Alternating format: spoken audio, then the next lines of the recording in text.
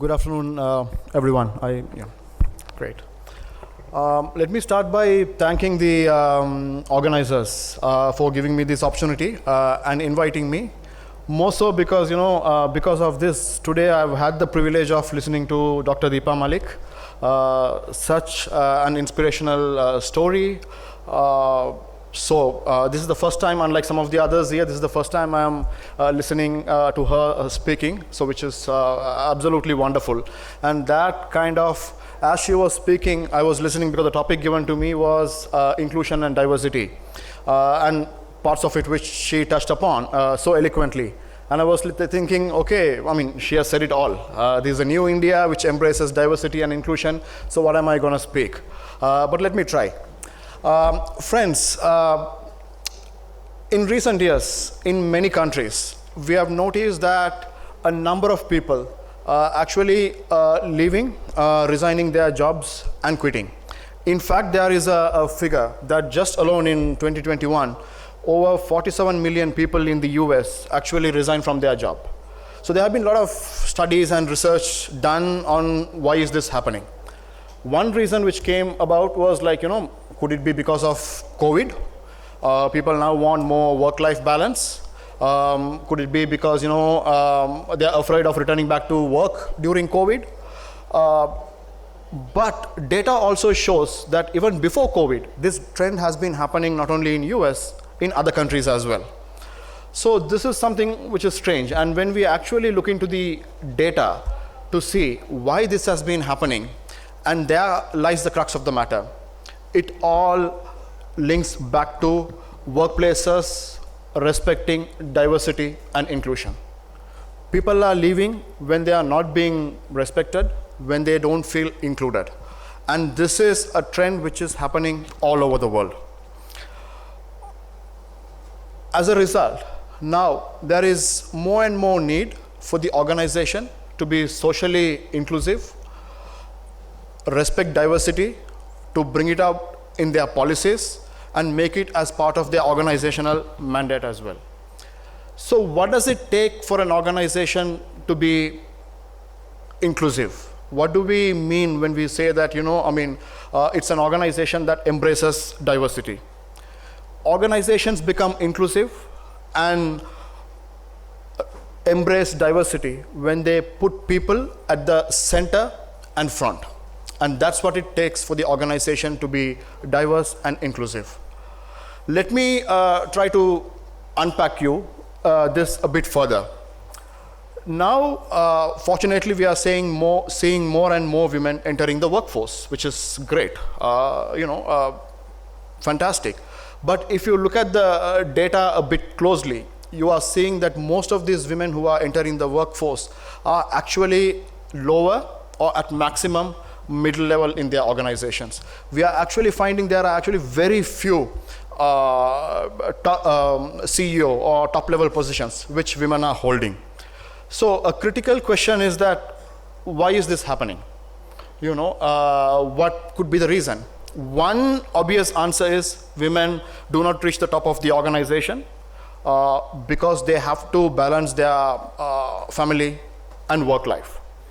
And that somehow there is this myth or perception that holding high-powered positions, if you are holding a high-powered position, you can't have both basically, that you can't hold a high-level position and also have a good family life. But a critical question for us to ask is not whether women can have a high-powered position and also have a family life, but actually to see whether organizations have put in policies and have created enabling environment which help women to balance their work and life. For example, our maternity policy is in place. Just because there are policies, are they actually being implemented? Does the organization invest in childcare and support services? Sometimes it also works the other way. Sometimes we see organizations, even organizations like Apple and Facebook, they bring some policies which everyone thinks are inclusive, gender friendly, but we actually find that they are not. Let me give you an example. For example, Apple and Facebook recently came out with or sometime back came out with a policy where that they actually pay for their women employees to freeze their eggs. So when their most productive years are over, they can go back and have a family life. And this was actually promoted as a very inclusive policy. But policies like this are not inclusive. They actually reinforce the fact that women somehow can't have both, that they can't have a family life and they can't have a high-powered job as well. So we need to look at some of these policies and see whether they are actually inclusive or they are kind of reinforcing the stereotypes that exist in the world. And such policies are also completely ignore the health and rights of women. Bodily autonomy, which is the ability to make your own choices about your bodies and their futures, is a fundamental human right which cannot be compromised. So instead of asking them to freeze their eggs, women should have an equal opportunity to succeed regardless of how they plan their families. But there are also many good examples. When I knew that I was coming here, I was looking around, especially in India, there are companies that have put in inclusive policies. I realized that Novartis, for example, they rolled out a policy for 26-week gender-neutral parental leave, which is great. Reddit, they also have similar inclusive maternity leave policies. IBM, Sodexo, and Infosys, they have created inclusive policies for appointing persons with alternate sexual identities and orientation. So that's great. So there are companies that are also showing us way how this could be done. While many companies have put in policies, there is actually very little done to mainstream women who actually, say for example, who have completed their maternity leave and who have now returned back to work. Often they are not made to feel welcome in the organization.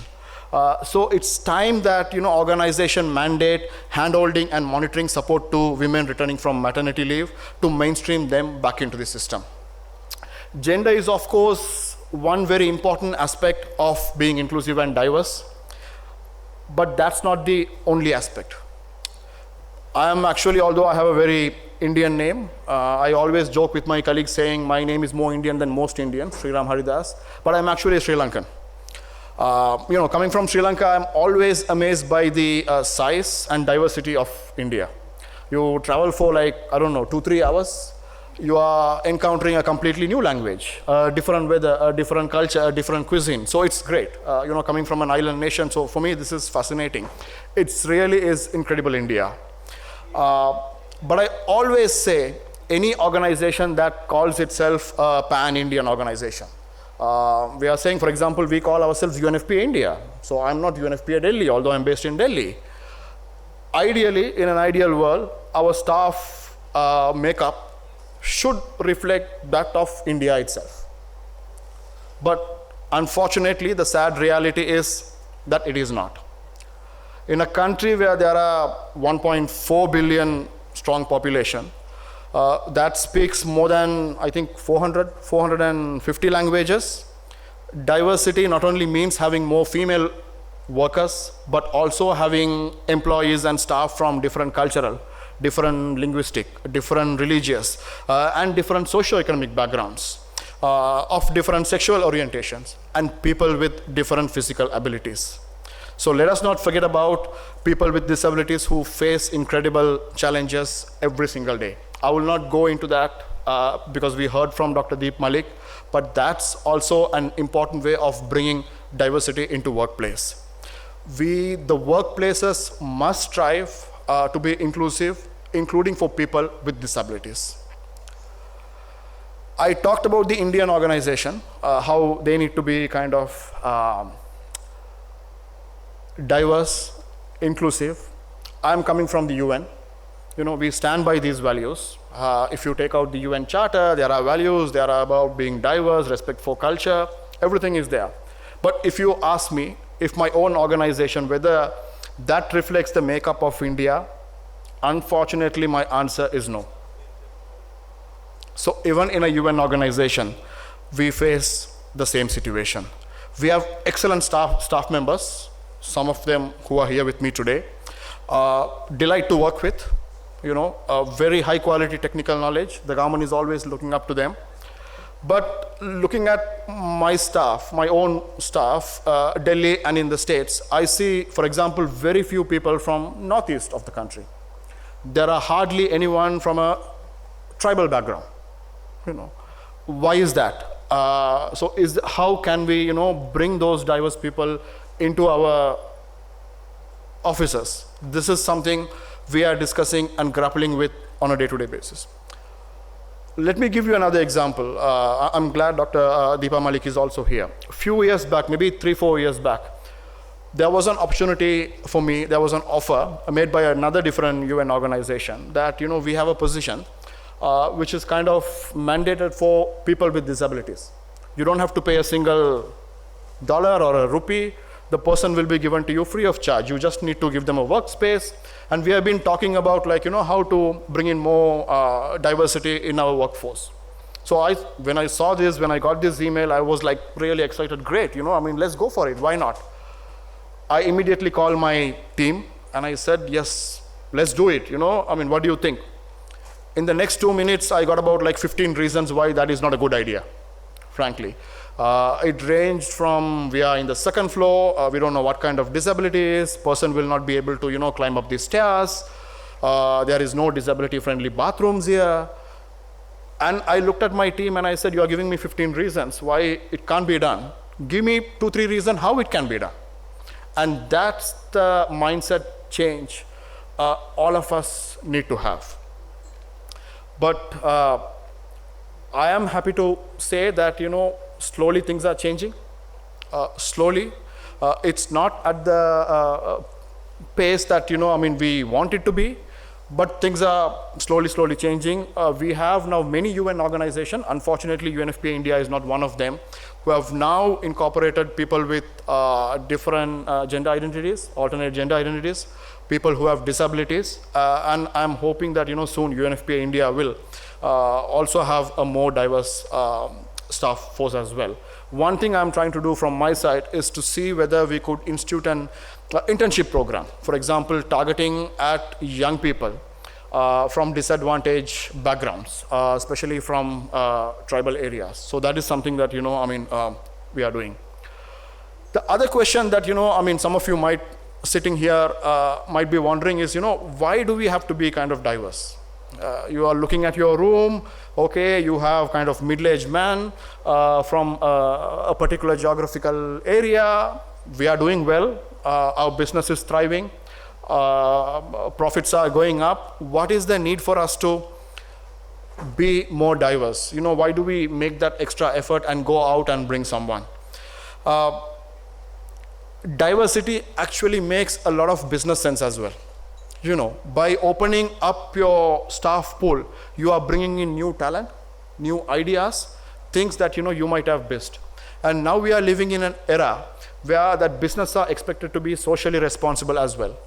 How well you are socially responsible actually affects your stock price. So trust me when I say it makes, not only from a human rights perspective, but from a business sense as well, for the organization to be diverse. But like I told you, all is not gloom and doom. Change is happening in India. For example, I've talked about others, but let me come back to the gender, which one of the key forms of diversity, but unfortunately India is still lacking very much. But we are seeing that at least in the advertising space, things are changing. I am happy to see, I have been now living in India for last 5-6 years. Even in the last 5-6 years, I am seeing a positive shift in terms of how advertisers are approaching gender issues.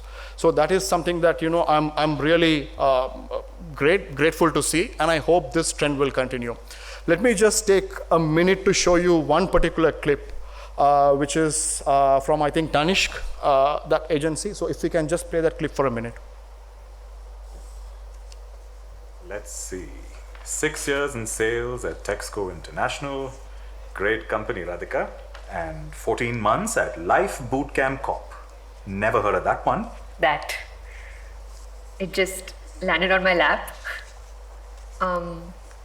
Overnight, I had to fill in the position of a leader.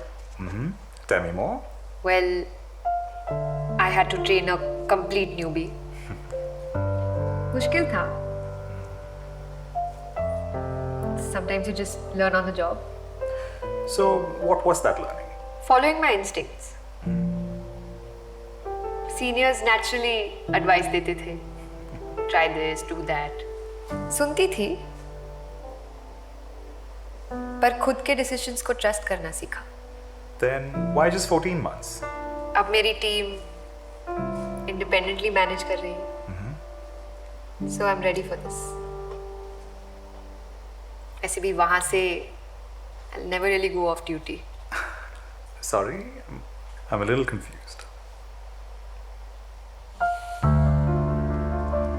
That's my teammate and my little trainee. 14 months at Life Bootcamp Corp. Now I get it. Radhika, you don't quite fit this position.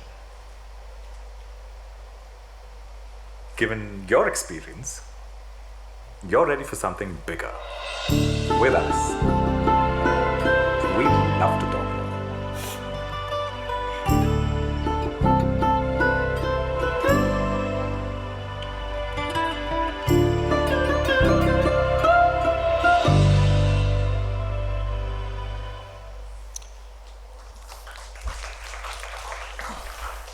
So I wish even the Sri Lankan media, we would see ads like this. My wife, of course, keeps on asking me why I keep on watching Tanishq ads but never buy her anything. But after seeing the ad, now you know why I am so taken up with Tanishq. So friends, promoting an inclusive and diverse organization actually creates a harmonious work culture. It empowers employees, innovation, and it brings new perspectives. But trust me, it also increases profits and improve results as well. It's a cliched saying in the UN. We always say, you would have heard about the Sustainable Development Goals. In the UN, we always say, especially in India, if India does not achieve the SDGs, the world will not achieve the SDGs. When a change happens in India, the world actually sits up and take notice. So when you leave the hall at the end of the day, do take a minute to reflect on what you have heard so far. Reimagine and strive towards an equal, inclusive, and non-discriminatory Indian PR landscape, which I have no doubt will also influence the global PR landscape. Thank you, everyone. Thanks for this opportunity.